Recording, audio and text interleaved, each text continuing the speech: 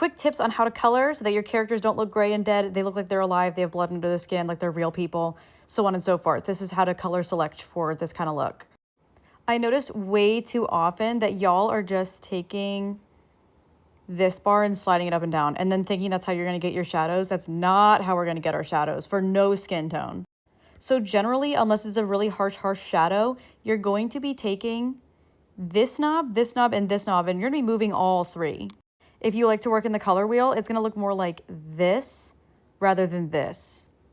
But I myself tend to work in here, so I'll show you how I do it. I'm going to move this a little red. I'm going to move this a little darker as well. And then I get to play with this bar. It's not until you move these that you unlock this bar here at the bottom.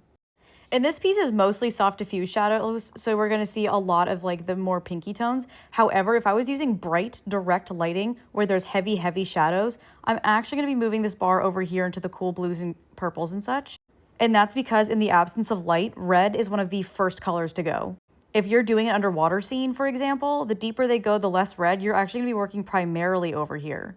This one here is like a decent example of what I mean by those heavy cast shadows that are going to be those purple and blues. We have those like more diffuse shadows up here near his eyes where I'm working with those higher contrast reds.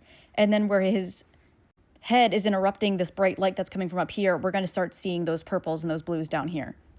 But yeah, I hope this helps. Let me know if it works out for you. Stop making your characters gray.